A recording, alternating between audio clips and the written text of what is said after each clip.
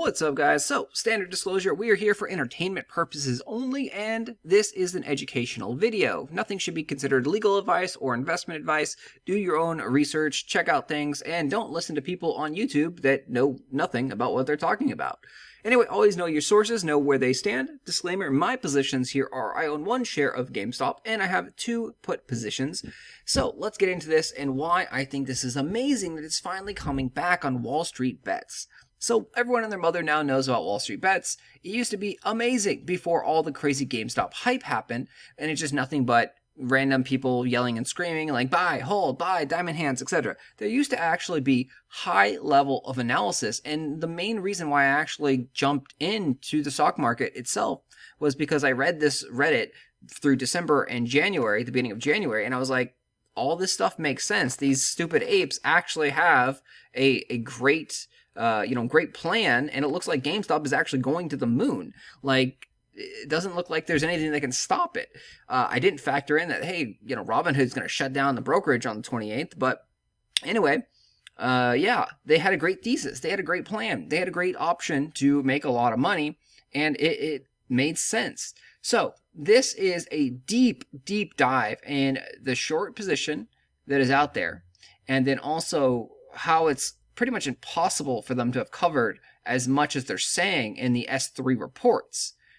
So, I'm not going to go through all this, but that's the gist of this. I want you to read this. I want you to understand this if you are interested in GameStop or just to think about it. So, it's linked down below. It's linked in the comment section. It's also linked in the description of the video. The gist of it is, again, there's not enough opportunity for the shorts to have covered or the shorts to really have repositioned themselves into a significantly better cost average. So again, very, very detailed analysis on this stuff. This probably took him, 3 or 4 hours to put together. The crazy thing is that we don't actually have accurate short data. So S3 claims 31 million shares, etc., etc. S3 doesn't have accurate short data. It's an estimate that they get. They're supposedly really good at doing short data and things like that, but it, again, is still an estimate. We won't get the real short data until February 9th, and that's part of the reason why a lot of people are saying February 9th is the big catalyst that is going to, make or break GameStop, and it's going to go to the moon February 9th once we know that the short interest is still high, or the reverse is there. If the short interest is actually really low, then it's time to call it game over, essentially. So, let me know what you think after you've read this analysis. Definitely give the guy an upvote on Reddit. But this stuff is deep, man. It's super, super deep. I love the math. I love the data.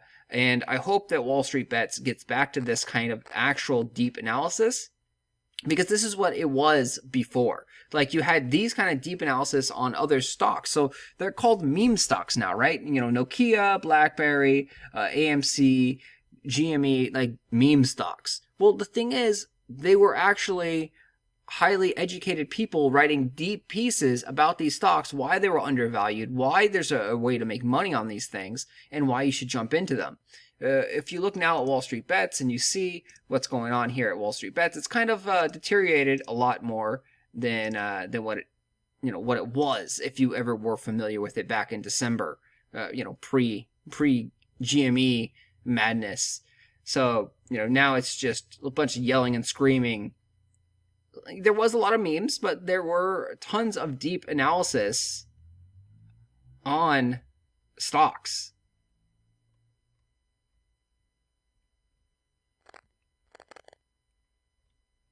So, like, you look through here, you're going to see memes. People just yelling and screaming with no, actual analysis behind it. Data points strongly point to hedge funds using tricks to appear as if they cover the shorts. You had a lot of conspiracy theories as well on here. Conspiracy theories don't help. You need actual hard data like the guy provided, and I want you to read that thread. So if you are interested at all and you want to know what's going on, you have to filter out a bunch of the garbage. And then, of course, there was this stupid narrative that the media went with. It's like David versus Goliath. It wasn't that. It was about making money off of the hedge funds. And yeah, it was little people making money off the hedge funds, and it was great. But it wasn't trying to burn the entire system down. That wasn't the goal. The whole goal was for a lot of people to become filthy rich off of hedge funds. And they saw the opportunity to become filthy rich off of hedge funds. it wasn't to burn the whole system down. It wasn't to, you know, kill all the billionaires. It was to make money, and the billionaires were just too stupid to realize what was going on. That was the plan, essentially, back in the day. Again, this is all my opinion. The news media decided to run with the story that it's David versus Goliath because, stories are easy to tell. That's something simple to explain to people. Everyone knows the David versus Goliath story, so it's like, okay, it's simple.